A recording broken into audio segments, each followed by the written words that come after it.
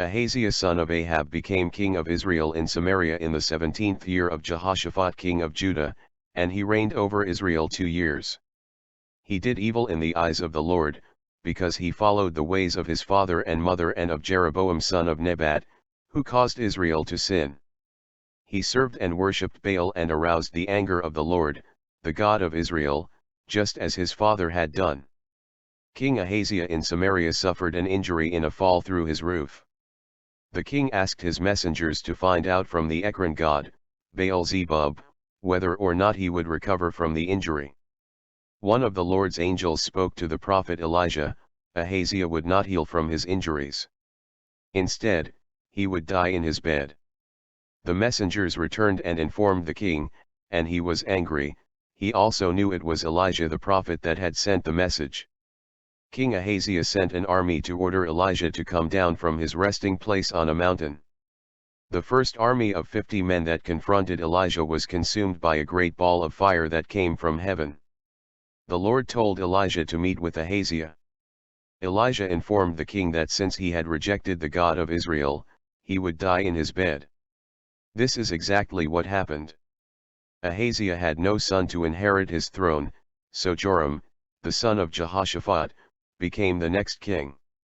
When the Lord was about to take Elijah up to heaven in a whirlwind, Elijah and Elisha were on their way from Gilgal. Elijah said to Elisha, "Stay here, the Lord has sent me to Bethel." But Elisha refuses to leave him, and the two of them go to Bethel. When they are in Bethel, Elijah again tells Elisha to stay there as the Lord has told him to go to Jericho. Elisha refuses to stay and follows him. When Elijah and Elisha arrive at the river Jordan, Elijah hits the water with his cloak. This causes the river to part and the two of them cross over the dry ground. When they reach the other bank, Elijah asks Elisha what he can offer him before he is taken. Elisha asks to inherit a double portion of Elijah's spirit. Elijah tells him that is a difficult thing to do, but if he sees him when he is taken, Elisha will receive some of his spirit. The two men continue to walk, and suddenly they see a chariot and horses made of fire. They come between Elijah and Elisha, and Elijah is swept up to heaven. Elisha cries out but does not see Elijah again. He picks up Elijah's cloak and goes back to the river Jordan and strikes the water with the cloak. The river divides again, and Elisha walks over the dry land. The prophets from Jericho have been watching all this and claim that Elijah's spirit must be on Elisha.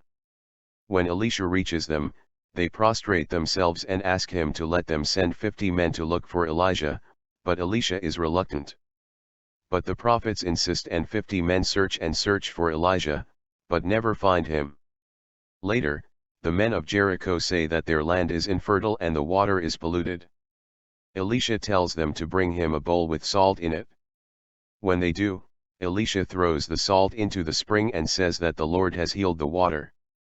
And the water becomes pure and wholesome. Later, Elisha leaves for Bethel, and he is jeered by some youths along the way. Elisha curses them by having 2 bears emerge from the woods and attack 42 of them. Then, Elisha goes to Mount Carmel, and then back to Samaria. The book continues the chronological account of Israel and Judah's kings. Each of Israel's kings is more evil than the previous, and northern Israel gradually loses its territories to Assyrian pressure from the northeast.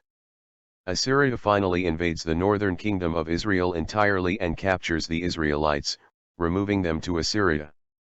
God's presence leaves the people of Israel, and scattered Near Eastern groups populate the Promised Land, worshipping their own gods. Joram son of Ahab became king of Israel in Samaria in the 18th year of Jehoshaphat king of Judah, and he reigned 12 years. He did evil in the eyes of the Lord, but not as his father and mother had done. He got rid of the sacred stone of Baal that his father had made. Nevertheless he clung to the sins of Jeroboam son of Nebat, which he had caused Israel to commit. He did not turn away from them. Mesha, the king of Moab, raised sheep, and he had to pay the king of Israel an annual tribute of 100,000 lambs. When Ahab died, King Mesha rebelled against Israel. Joram mobilized all Israel to fight Moab. Joram also sought an alliance with King Jehoshaphat of Judah, which was readily promised. Joram set out with Jehoshaphat and the king of Edom. After a march of 7 days, the soldiers and animals ran out of water. Joram was beginning to worry. He began to wonder if God had called the 3 kings out to the wilderness together just to deliver them into the hands of the Moabites. Jehoshaphat replied, "Is there no prophet of God here through whom we can inquire of God?" He was then informed that the prophet Elisha was at hand, so they went down to him to seek his assistance. The Lord's hand came on the prophet Elisha.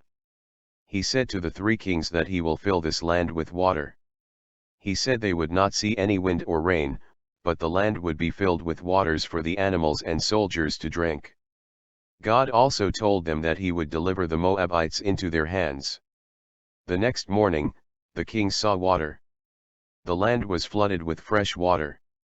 When the Moabites approached the camp, the Israelites rose up and fought them. The Israelites invaded their land and slaughtered them. Their city was in ruin. When Mesha saw that the fight was going against him, he tried to get through to the king of Edom but failed. He then took his firstborn son and offered him as the sacrifice. The Israelites departed and returned back to their land. Chapter 4 of 2 Kings starts off with a widow who approached Elisha. She said that her husband, his servant, has died. All he left her with was a jar of olive oil. She knows that his creditors will come and take her sons as slaves, so she went to Elisha for help. Elisha told the widow to go around to her neighbors and collect jars.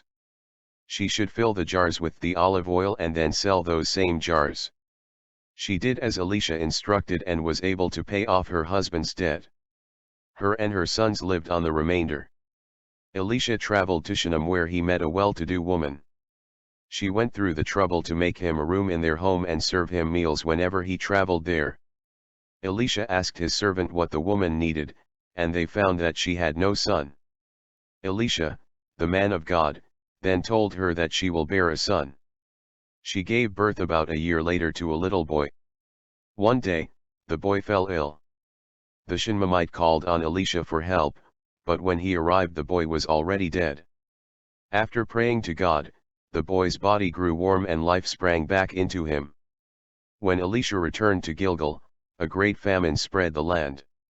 He called his servant and instructed him to cook stew for the men. One of the men collected wild vines that no one was familiar with. They cried out and said that there was death in the stew. However, Elisha instructed his servant to put some flour in the pot and serve it to the people. Nothing harmful was in the pot after they did this. Then, a man arrived from Baal-Shalisha who had 20 loaves of barley bread. Elisha instructed that the loaves were to be fed to the 100 as the Lord said they will eat this and even have some left over. Naaman, commander of the Syrian army, gets leprosy. Elisha instructs him to wash in the Jordan 7 times, and he does so, despite initial resistance to such humbling instructions. Elisha refuses a reward. Naaman asks pardon for being compelled to worship Syrian gods, and is told to go in peace. Gehazi, Elisha's servant, follows after Naaman and takes a reward from him. Gehazi lies about what he did to Naaman, and is punished with leprosy.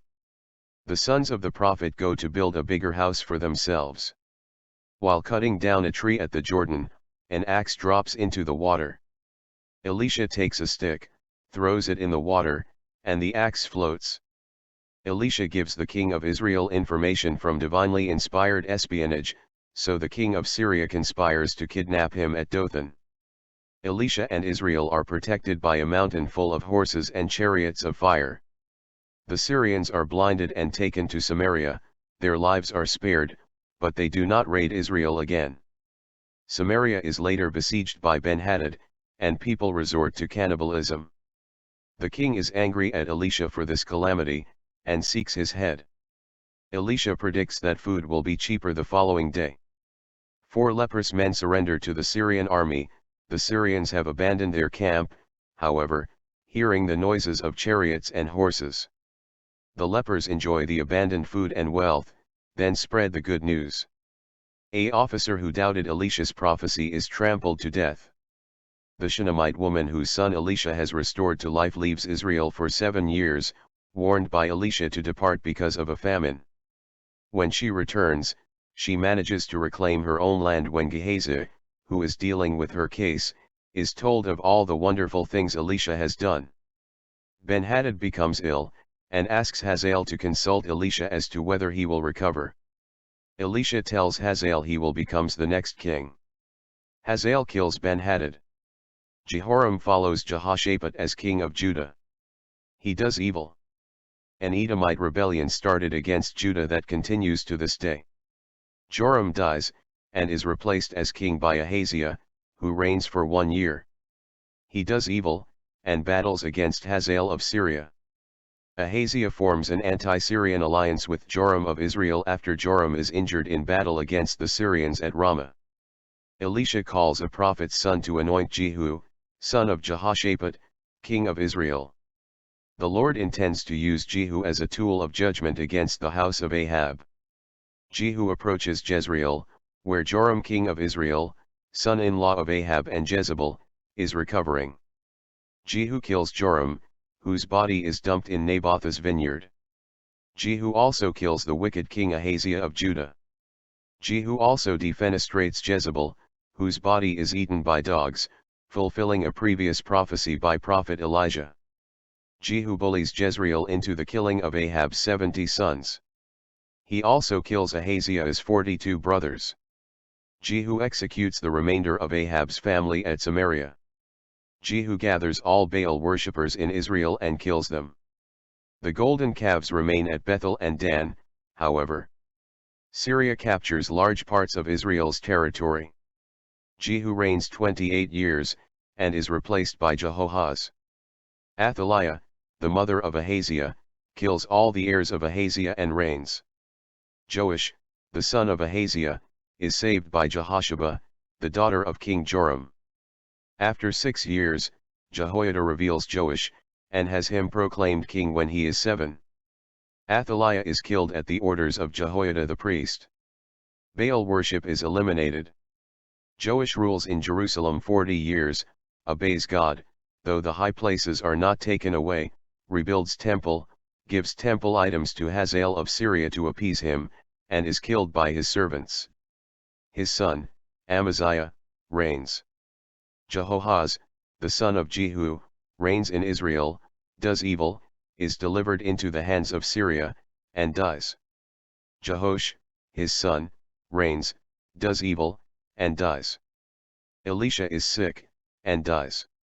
A man is buried with Elisha, and is revived when his corpse touches his bones. Amaziah, the son of Joash, reigns. He is good, though does not remove the high places. Amaziah kills the servants who murdered his father, but not their children, because of what Moses had said regarding not punishing children for the sins of the parents. Amaziah fights Jehoash of Israel, loses, and is taken captive. Jehoash loots the temple, dies, and is replaced by his son, Jeroboam, who does evil. Presumably released after the death of Jehoash, Amaziah is disposed, flees, is killed, and replaced by his son, the 16-year-old Azariah. Jeroboam is replaced by Zechariah. Azariah reigns for 52 years. He does right, though does not remove the high places. He dies a leper, and is replaced by Jotham, who does good. Zechariah, Shallum, Menahem, Pekahiah and Pekah reign in Israel and disobey God. Jotham's Judah is attacked by Syria. Jotham dies, and is replaced by Ahaz. Ahaz rules Judah and reigns for 16 years. He was a bad king, making human sacrifices with fire to Molech. Judah is attacked by Syria and Israel. Ahaz asks Assyria for help, so Assyria attacks Damascus and forcibly deports its people. Ahaz builds a false altar like the one he sees at Damascus altar. Ahaz dies, to be replaced by Hezekiah. Hoshea rules Israel for 9 years, and disobeys God. Assyria imprisons Hoshea after uncovering his conspiracy against them, besieges Samaria, and takes Israel away as captives. The reason for Israel's demise is its disobedience, and its rejection of repeated warnings. Assyrians settle in Samaria. Hezekiah rules Judah, and obeys God, removing the high places and destroying the bronze serpent of Moses which was worshipped idolatrously. Hezekiah defies Assyria, and subdues the Philistines. Assyria takes Israel captive. Assyria takes the fenced cities of Judah. Hezekiah tries to buy peace from the Assyrians, but Assyria threatens nonetheless. Rabshakeh, the general of the Assyrian king Sennacherib, delivers an insulting speech about defying the Assyrians, trusting in the Lord, and trusting in the Egyptians. He speaks in Hebrew so all can understand him. Hezekiah consults Isaiah, who speaks words of assurance on behalf of God to Hezekiah. Sennacherib will be defeated, and killed in his own land. Hezekiah prays. Isaiah prophesies against Sennacherib. An angel kills 185,000 Assyrian soldiers. Sennacherib returns home, and is killed by his sons while worshipping in a pagan temple. Hezekiah is very sick, and is told by God via Isaiah to put his house in order, because he will die.